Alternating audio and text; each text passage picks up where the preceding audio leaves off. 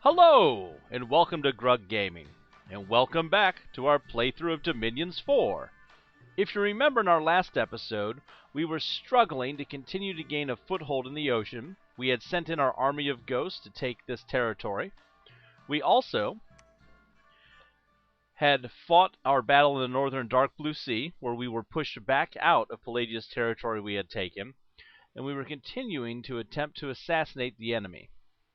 We were also the victims of a terrible, terrible assassination. Dauna, our current prophet, was lost in battle, but he did kill the demon bread that came after him. So we'll need to name a new prophet as soon as his essence leaves the world.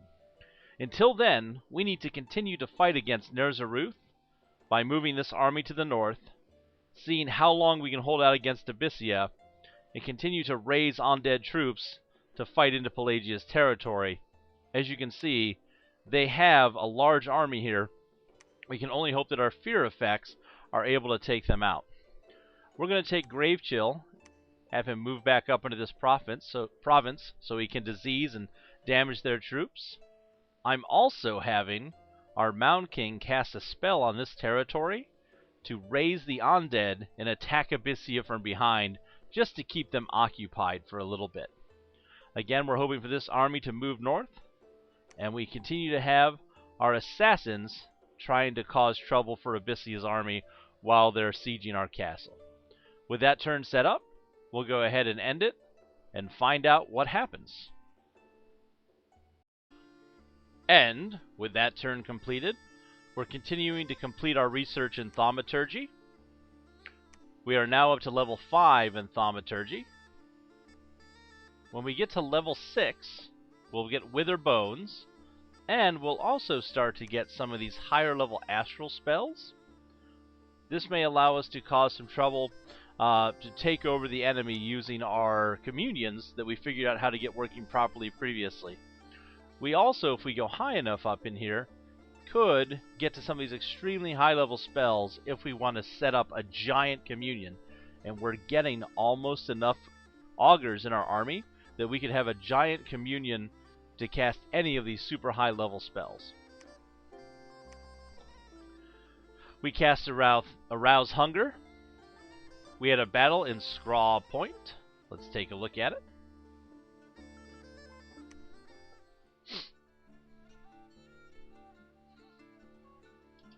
So we went ahead and raised up a couple of these ghouls.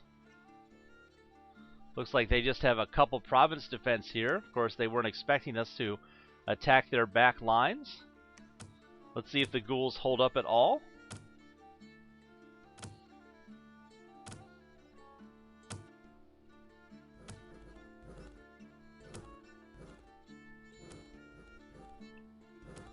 Well, that was exciting to watch, wasn't it, folks? We found a magic site in Behemoth's Rest, the Witch's Bog. I've gone ahead and had our nature mage, one of the ones that we had join us, start doing some searching for nature sites just to increase our gem income. And it looks like we have some of our assassination attempts. Let's see how they turned out. Looks like our assassin was killed by this Anointed of Ruox.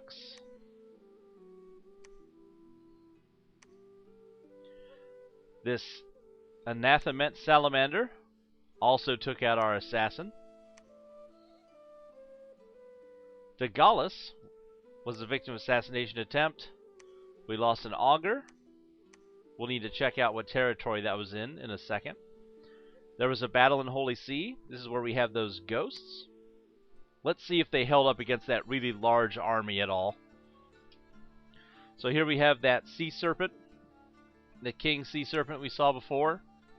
Looks like a couple sea dogs and a couple of their regular trident warriors, the Pearl Guard. I don't see any kind of priest here, which is good for us. Just a couple sacred units. And this guy has a large number of magic items. And then here we have our army of ghosts and our Bane Lord. So let's see how this goes down. Oh, Did not see their second group of troops up here. Looks like they have a couple Krakens as well.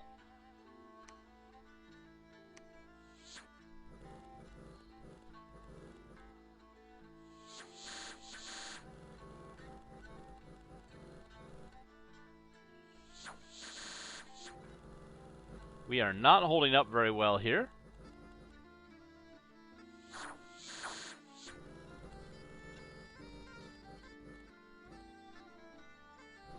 Now, against that number of troops, it looks like we just are not able to hold.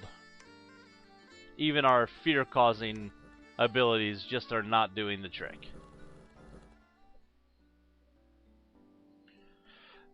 Gwerth is still under siege. We're under siege in the bulwark, where Narzaruth is, but we're not too concerned yet up there. And a lack of supplies in Gwerth causing disease. So they took this back, but we're making them work for it every time they do. And it looks like they've left this territory lightly defended, but most likely there's some province defense in there for us to worry about. So let's not lose sight of what's happening here. Here's where we cast that spell. All those ghouls died, but we got to see what their province defense looked like. It wasn't very strong. We want this army to continue moving north. We'll be able to pick up some extra troops here. Continuing to recruit here. We have an extra legatus, so we can switch from legatus recruiting. And even though they have old age, with the ability to get some other magic involved, a couple augurs with them to act as slaves, we're going to go ahead and start recruiting more augur elders out of this territory. Let's make sure we're repeating that recruitment. Good, we are. We had our Earth Mage search for sites. We didn't search anything here for Earth sites yet, so we need to get moving. So let's grab our Earth Mage here and have him move so he can search. We have these healers that we hired, recruited, that can heal our troops. We need to move them to our large masses of troops here. And I want her to move along as we have a couple damaged people in these armies that I'd like to see get healed. That Mound King searched here and found the site, the Witch's Bog. It's going to give us 1 water gem and 1 death gem per turn. We need him to move to a different territory. There we go. Is Narzaruth still here? Yes. He's still hanging out in this territory. Alright. Unfortunately, we can't recruit while we're under siege in a territory, which does cause us a bit of an issue. But with this many commanders waiting here, let's just get some extra fodder troops that we can put out on the field.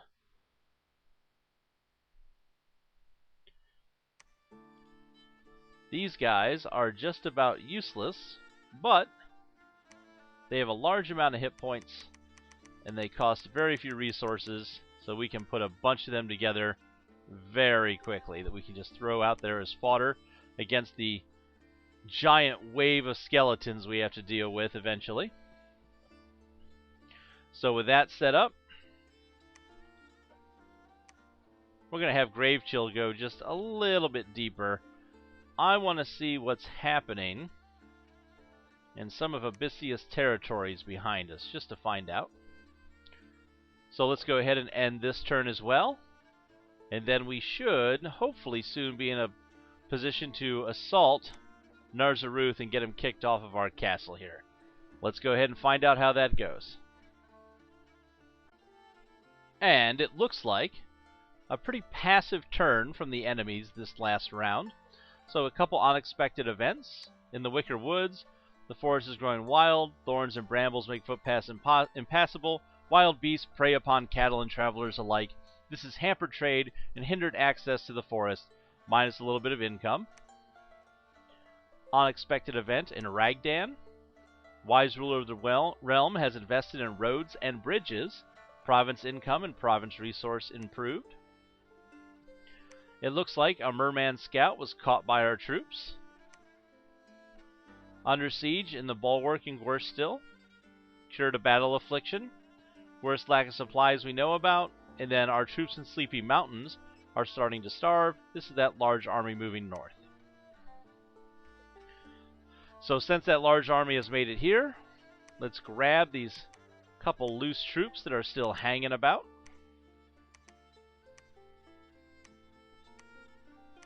Everyone helps.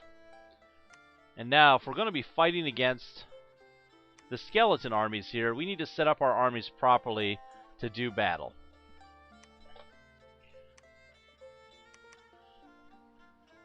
I want to give the troops to the Legatus, because the Legatus again has that morale boost, and we don't want them to run any sooner than we want to keep on the battlefield as long as we can. Kind of split these up just to balance out the numbers.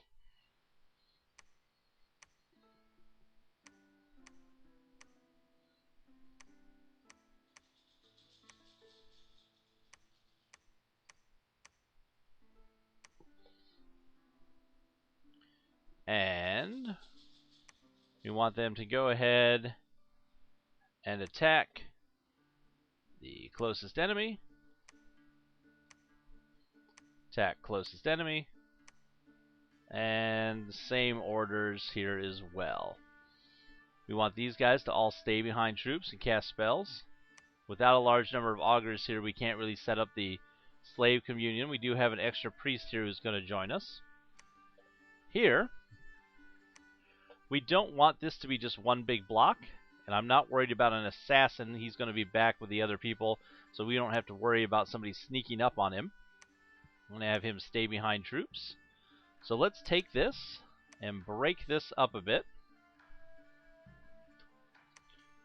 Let's see. That's about half, I think. Put them in one group. Take the rest, put them in another group. Give them some standards. Want to leave them in the box again. We want them to have the best chance at not running. And we want to put them right behind where those shamblers are going to be. Same thing for this other large box of troops. We want them to just charge forward. Again, we're hoping to hit that wall of skeletons and just push through them as fast as we can. These guys are going to hang back and guard the commanders in case things go terribly wrong, so the commanders can run, hopefully. We have Titus casting spells. We'll have them assault here. We're going to take all of these troops and put them in our units. We'll put them all, actually, just for this adventure. Attack closest, leave them in a box. Again, we just need to hopefully push through everything. Everyone here stay behind troops and cast spells. The assassin not really going to do much in this battle. At this point, though, we need to have him attack. Actually, we'll have him do an assassination. I don't know that that'll do anything on the same turn we're attacking. Our augur's casting Phoenix power and then fireballs. It doesn't help us with only being a level 1 spellcaster, so we'll just have the augur cast spells in the back since we can't set up the communion. Got a couple troops here. Don't leave anyone behind. Oh, get you out of there. You're useless to us. So we have everything set up there. Let's have you assassinate any enemy commander. Let's have everybody else break this siege. Try one more time to push him back into his castle. Grab these troops that we just set up and send them into battle as well. Still recruiting. Keep our assassins pushing over. And we'll go ahead, end the turn, and see how this battle goes right here. And we have the results from the turn now. We've completed more research in thaumaturgy, moving farther up the magic scales here. We tried to assassinate, apparently, the leader of the entire army, the god himself. Strangely enough, our assassin wasn't able to do that. I'm not surprised. We had a battle in the bulwark. We're not going to view this battle because this battle went 50 turns and had the outcome that we would expect at this point. We were able to wipe out several Mound Kings, several of these Revenants, one of the Van Jarls, and a Van Hersus, or Van Hers, but we still didn't get to them. They're down to where it really is just their leader troops at this point. It's just the Undead he's sending. But look at how many troops the Undead killed. It was just ridiculous how many they knocked out. 113 to losing 5 leaders. All of ours made it. I've come up with a plan while I was thinking about how we're going to take care of this. An unexpected event in the Wicker Wood. Some adventurers are fleeing from the forest, pursued by creatures of root and vine. It appears as though we're going to continue to have this happen in the Wicker Wood over and over. So another adventurer joined our cause. And with that adventurer, there's going to be that battle in Wicker Woods against the Vine Men. Let's go ahead and check that out.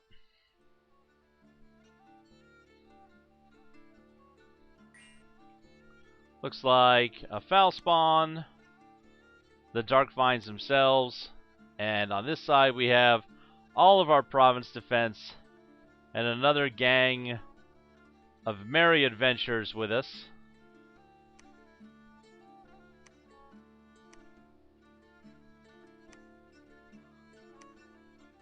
I don't think we really need to watch what happens here, and we'll check out these characters in just a moment. Seafarers have found a new port of call with lucrative trade, bringing home valuable wares and tax gains have increased, so province income improved. The entrance to the fortification of Gwerth has been breached, so Abyssia is going to be able to charge him whenever they'd like. Because we had the battle in Bulwark, and because it's just a couple leaders left now, we've kind of reset the siege timer, so we'll have more time to enact a plan I have. We're under siege there. 6 battle afflictions are cured, and a lack of supplies in Gwerth, disease afflicting the troops. So I've decided to go ahead and take a number of augurs here, since we have so many, and we can move 2 provinces at a time. And I'm going to use them to magically back up what's happening there in the Bulwark, where we're fighting Narzaruth. This really is going to be an all-or-nothing battle for that province once we get up there. Either they will cause a lot of damage and we'll come up with a good magical battle plan, or we may lose a huge number of our augurs and research at this point. We won't know until they get up there, but they can move pretty far every turn. It shouldn't take us too long to get there. We're going to continue to stay here and keep them assaulting us. Some of our troops have kind of backed off to here. That's okay. Let's take a look again and see who we had show up in the Wicker Woods. We had Warakar. Looks like he's a sneaky level 4 assassin who has some battle wounds and is wearing a slave collar. We have Lemric, a level 2 holy priest who also heals. Murgos, an adventurer who has inspirational +1, gives extra morale to any troops he leads. And Oligar, another level 2 priest healer. These guys are really going to help us out. So we will keep all of them together, and we're going to add them to our force fighting Narzaruth up here in the Bulwark.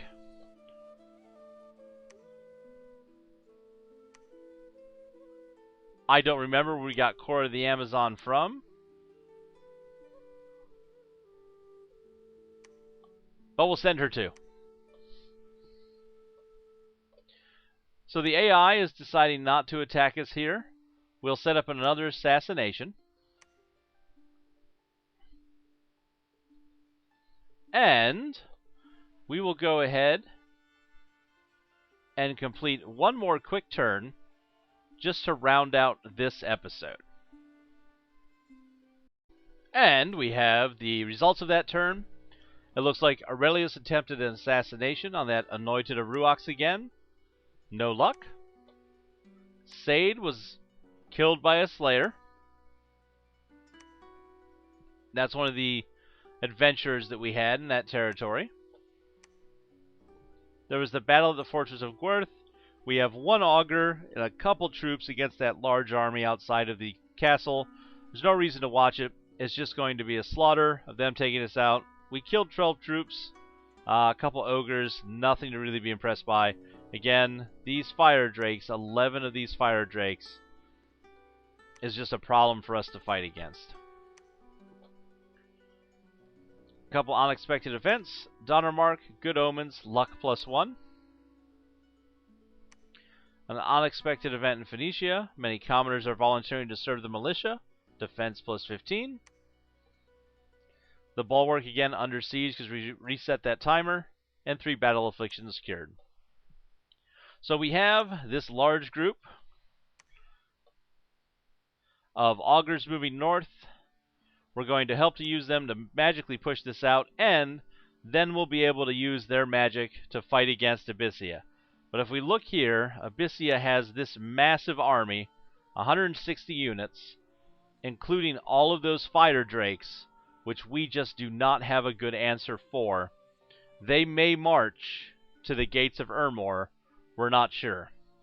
We'll have to see if we can hold out against this mighty force in the next episode of Gaming with Grug. Thanks for watching, everybody, and we hope to see you soon.